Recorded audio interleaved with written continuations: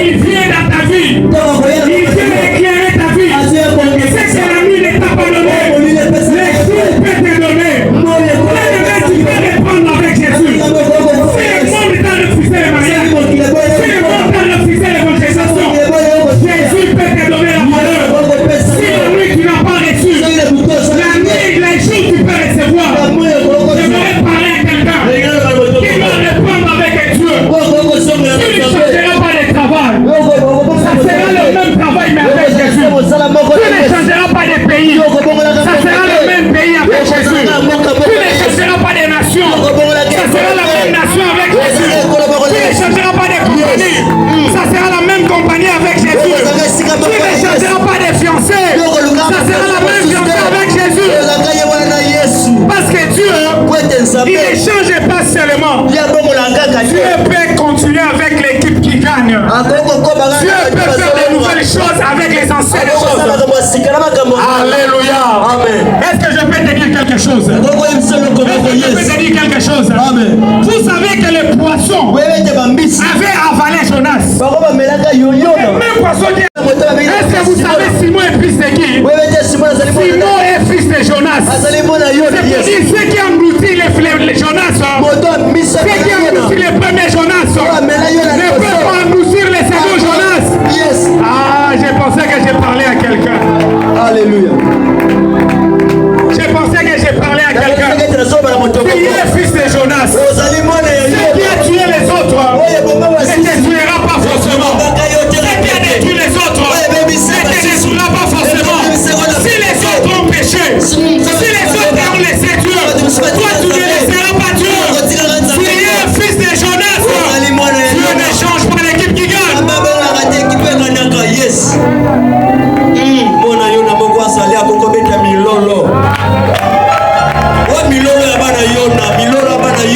avait quelqu'un dans la Bible qui s'appelle Joseph. Il a été vendu par ses frères. La Bible nous dit, ce sont ses frères qui sont venus. Ils ont dit à leur père, voici l'habit. Le père a regardé. Oh, mais ça c'est l'habit de mon fils. Ils ont amené un message de la mort. Joseph s'est rendu en Égypte. Il a fait 10 ans chez Potiphar. Il a fait 2 ans en prison. Il a fait 7 ans de vaches grasses. Il a fait 2 ans de vaches maigres. Il est devenu gouverneur. Je ne sais pas si je me fais comprendre. Si tu prends 10, tu prends 2, tu prends 7, tu prends 2 et demi, ça fait 22 ans. Dans parmi ces 22 ans, Jacob avait une information que son fils Joseph était mort. Et pendant tout ce temps, Dieu n'avait pas permis qu'aucun des frères de Joseph puisse mourir. Pendant les 22 ans, Dieu a gardé la même équipe. Parce que tu sais quoi? Les mêmes personnes qui ont proclamé la mort de Joseph, Dieu n'avait pas changé d'équipe. On t'a juré ici. On t'a juré ici. Ça m'a dit qu'on est levé en Assyrie.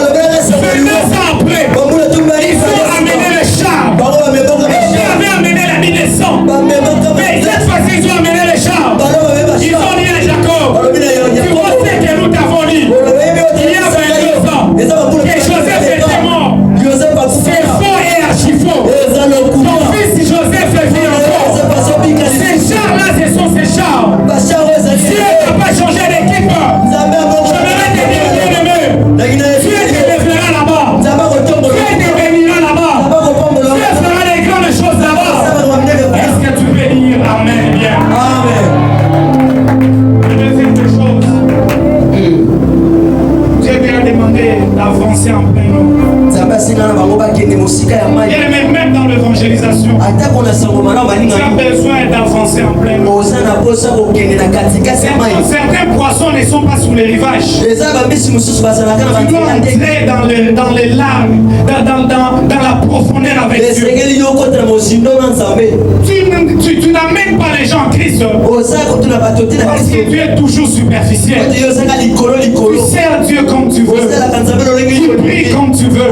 Tu jeûnes comme tu veux. Tu n'attraperas pas des gros poissons. Pierre avait péché toute la nuit. Mais Jésus est venu changer la méthode. Il dit cette fois-ci, avance en plein eau. Là-bas, tu n'auras pas des nakala. Là-bas, tu auras des hommes riches. Là-bas, tu auras des grandes entreprises. Là-bas, tu auras des grandes personnalités. Là-bas, tu auras des grandes bénédictions.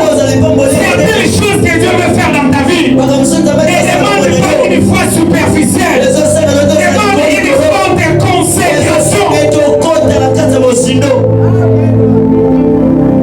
Oh Seigneur, tu m'utilises pas. Seigneur, je n'impacte pas ma famille. Quel est le prix que toi tu payes? Tu chantes de la même façon. Tu pries de la même façon. Tu jeûnes de la même façon. Tu fais les choses de la même façon. Rien ne changera dans ta vie. Tant que tu continues à faire les choses comme d'habitude, tu n'entreras pas en profondeur. Tu n'entreras pas les gros poissons de ta vie. La troisième chose, Pierre a dit sur ta parole. Est-ce que tu peux dire au voisin sur ta parole? Est-ce que tu peux dire au voisin sur ta parole? Pierre devait pêcher, mais la pêche devait être soutenue par la parole. Dieu pour créer, il n'a pas fait de force physique. Il n'a fait que parler. C'est-à-dire, quand Dieu parle, dans la parole de Dieu, il y a la capacité de création. La parole de Dieu fonctionne à la fréquence de la création. La Bible dit Dieu envoya sa parole et sa parole les guérit. C'est-à-dire Dieu a lâché la parole et puis Dieu a croisé les bras. Il dit cette fois-là ce n'est plus mon problème. C'est maintenant à la parole de faire son problème. Bien-aimé dans le Seigneur, même quand tu évangélises, sache que Dieu, tu dois apporter la parole de Dieu. Parce que la parole de Dieu a la puissance de créer, a la puissance de changer les choses. Dieu ne parle pas et il te laisse te débrouiller. Dieu ne te promet pas et il te laisse te battre pour que ça s'accomplisse. Ce n'est pas ce Dieu-là. Dieu parle comme Dieu et il accomplit comme Dieu. Dieu promet comme Dieu et il accomplit comme Dieu. Il ne peut pas parler et dire quelque chose et puis il te laisse adopter ce son. Il te demande de débrouiller-toi. C'est ce que tu veux. J'aimerais te dire ce soir, ce que Dieu t'a dit, ça s'accomplira. Ce que Dieu t'a promis, ça s'accomplira. Tu évangéliseras. Tu sauveras les hommes. Tu gagneras ta famille. Tu transformeras ton environnement. Parce que la parole de Dieu est venue sauver. Et qu'est-ce qui s'est passé? Quand Pierre a jeté, la Bible dit il voulait récupérer son filet. Le filet était rempli de poissons. Le surnaturel est arrivé. Dieu lui a demandé de jeter leur filet. Mais il a jeté son filet. Dieu est plus intelligent que nous. Il savait que cette pêche-là allait être lourde. Dieu a voulu récupérer son filet. Il s'est rendu compte qu'il y avait plusieurs poissons.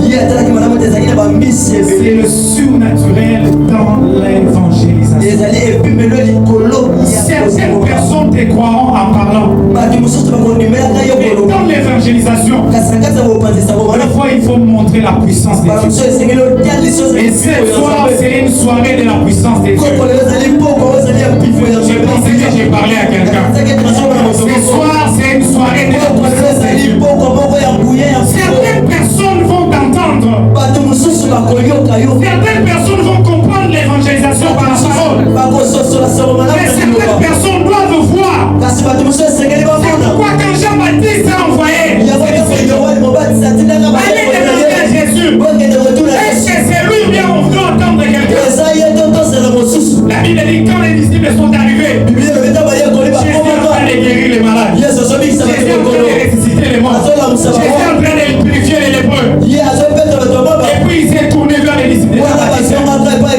Il leur a dit ceci. Allez dire à Jean, ce que vous avez vu et ce que vous avez entendu, le mort ressuscite. Ah, je pensais que tu allais dire amen. Le mort ressuscite. Les malades sont guéris. Les lépreux sont purifiés. Les aveugles sont guéris. Et la bonne nouvelle est annoncée. Où est l'église? Où est le surnaturel? Où sont les chrétiens surnaturels? Il y a le temps de parler de Dieu. Il y a aussi le temps de démontrer Dieu. Nous venons dans les églises. Quand quelqu'un prophétise, on l'empêche. Quand quelqu'un exerce la puissance, on l'empêche. Quand quelqu'un fait l'onction, on l'empêche. N'empêchez pas les surnaturels à l'église. Jésus ne parle pas seulement. Je vais te dire ce soir. Jésus ne parle pas seulement. Jésus guérit aussi. Jésus guérit aussi. Jésus donne les enfants. Jésus donne les mariages. Jésus fait voyager. Jésus est surnaturel. Laisse que ce soir, que Dieu puisse t'équiper pour des surnaturels. Certaines personnes, quand ils vont t'écouter, ils vont te dire qu'est-ce que ton Jésus sait faire. Moi, j'aime pas qu'on défie mon Jésus. Toutes les fois qu'on défie mon Jésus, je le démontre. Alléluia. Amen. Que Dieu t'équipe ce soir pour l'évangélisation. Il y a des malades dans votre famille que tu dois guérir pour que toute ta famille se convertisse. Il y a certaines personnes à qui tu dois prophétiser pour que toute la famille se convertisse. Je t'interdis d'être naturel avec Dieu. Je t'interdis d'être naturel avec Dieu. Les dieux que nous prions n'est pas naturel. Les dieux que nous prions n'est pas naturel. Ne sois pas naturel. Des fois tu prêches. Des fois tu démontres Jésus. Et si tu es malade ce soir, Jésus va commencer par toi. Tu n'as pas écouté. Si tu es malade ce soir, Jésus va commencer par toi. Pour que tu crois qu'il peut te guérir aussi. Que Dieu te donne le nécessaire pour l'évangélisation. Alléluia. Que Dieu te donne le nécessaire pour l'évangélisation. Que tu partes en famille. Tu cherches cette tante malade. Que tu cherches cet oncle malade. Que tu pries pour lui. Certaines personnes ne te croiront pas. Tu vas parler. Tant qu'ils n'ont pas vu la pêche miraculeuse, ils ne te croiront jamais. Tu dois devenir surnaturel aujourd'hui. Ah, je ne t'ai pas écouté. Tu dois devenir surnaturel aujourd'hui. Arrête de prêcher de la même façon. Arrête de prêcher de la même façon. Arrête de parler de la même façon. Moi je crois en Dieu. Et il peut parler. Et il peut prophétiser. Il peut guérir. Il peut élever. Il peut sauver. Gloire à Dieu. Yes. Tu dois devenir surnaturel. C'est le même Pierre, pour terminer, à qui on a dit tu deviens un pêcheur de poissons, de 2 hommes. Les jours de la Pentecôte. Il Il a péché. 3000 âmes. 3000 milema se sont convertis. Il a péché 3000 poissons d'hommes. Yes. Amen. C'est le même Pierre. Dans Actes chapitre 9, la Bible dit il va à Lydde. Il rencontre un malade qui s'appelle Aîné. Aîné était malade depuis 8 ans. Il y avait déjà un réveil à Lydde. Il y avait déjà un réveil à Lydde. Mais quand Pierre vient, il voit Aîné couché sur les lits. Il dit, on vous a parlé de Jésus. Mais cette fois-ci, je vais vous démontrer Jésus. Il a dit Aîné. Il a dit Aîné, Jésus t'est guéri. Tout à l'heure, Aîné s'est levé. Et la Bible dit, toute la ville s'est convertie. C'est le même Pierre. On l'appelle à Jopé. David a été décédé. Il n'a pas parlé. Il n'a pas prêché. Il a ressuscité David. Plusieurs de cette ville se sont convertis. Tu dois devenir surnaturel. Tu dois devenir surnaturel. Pour terminer mon message, avant que le prophète Marco ne vienne, la Bible dit quand ils ont eu le poisson, ils ont tout abandonné. Vous savez que Jean et Jacques avaient une industrie de pêche. Ils travaillaient dans l'industrie de leur père Zébédée. Pierre, mais toi tu cherchais le poisson. Tu as eu ce que tu voulais. Tu abandonnes encore le poisson. La Bible dit qu'il les sert tout. Même le poisson qu'ils avaient eu, ils ont suivi Jésus.